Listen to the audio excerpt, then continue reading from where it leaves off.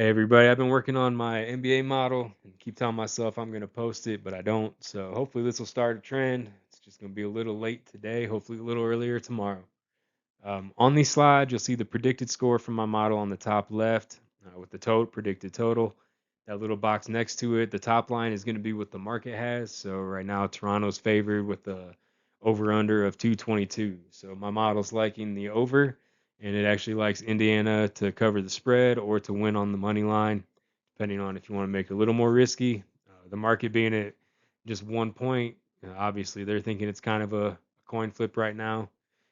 So you'll see some of the model information on the left, last 10 scoring, their last 10 games, offensive and defensive ratings. It'll also give you what it thinks the market or the matchup edges are, and it'll tell you for the last 7 days how many flips it's had, the spread range, what it's gone from, um, and also the baselines of the model for each team. So for like I said, for Toronto, started with Toronto early, flipped to Indiana, and we'll go on to the next game now. All right, so for the Cleveland and the Philly game, the market has Philly at 1.5 and a total of 235.5. And my model it has Philly covering the spread. It likes it for a little over 3 points, and then 1 point over the total. So pretty close right there on that. Um, it's been Philly every day except for day 5. It flipped very briefly at less than a point for Cleveland. So if you look on the very right of that table is going to be a strength column. It'll tell you how strong it favors the team. If it's over 50, it's going to be the home team. If it's under 50, it's going to be the away team it's favoring. You can get the same sort of information from the predicted scores too, though. So next we got Utah and Chicago, and the model's liking Chicago by 2, and it's way under on the over/under. It only has a total of 224-ish. So the market likes Chicago by 4.5 and has the over/under at 241.5. So my model's leaning Utah spread and under. Like I said, remember that it doesn't have any injuries. So I believe Giddy's out. I think Markkanen might have been questionable. I'm not sure if he's playing or not. So that stuff isn't going to be represented in here. The injuries do. If someone's out a couple games, it'll start to show if it's making an impact or not. But if it's just a game or questionable that's late out or whatever, it's hard to predict with that type of thing without a lot of data to back it up with them being in and out. Like I said, someone normally steps up, so I just kind of leave it alone and try to think about that if you're using the models. All right, next is going to be Brooklyn and New Orleans. The model likes New Orleans, and it looks like the market flipped. I think it was Brooklyn earlier. Now it's showing New Orleans by 1.5 on the app. Totals at 231.5. Model likes it at 229.1. So it's looking slightly under on the over under.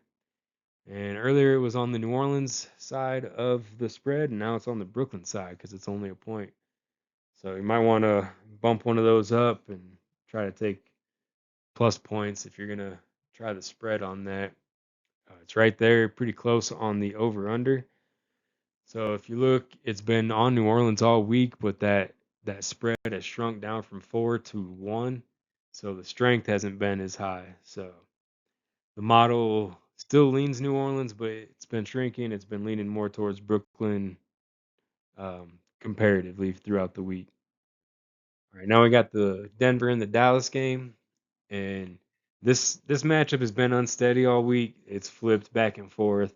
Started Denver, went to Dallas, became a pick'em game, went back to Dallas. Now it's back on Denver. Uh, with the injuries and everything to big name players, that's really not uncommon for the model. I probably would stay away from this game unless you really know the teams, but the model likes Denver. The market likes Dallas, each by 2.5. So they're about 5 points away there. And then the model likes 226.5. The market's at 224.5, so slightly on the over. So like I said, very unsteady teams with injuries. I would stay away, but That's the way the model's looking right now, but it's very uncertain with all those flips. Now we got New York and Sacramento. This has been one of the most confident models. Right now it's in at 87% confidence over for New York. And went from Sacramento early when New York was struggling last week. And then New York turned it around and it dipped down for Sacramento, flipped to New York. The last couple games, Sacramento's looked pretty good. They beat Houston and then the Lakers. So the Lakers game wasn't even close. So I'm still has New York favored by 6.5. The market's at 11.5. So it is on the Sacramento spread side. And then the model is looking at 231. Market is 229.5. So slightly on the over, 2 points. So, but it's been confident on New York for the money line. Just depends on how much you want to risk on the spread or try to adjust it. Model likes it for about 6 with confidence. All right, and then another high confidence one for the model, 86% for the Clippers.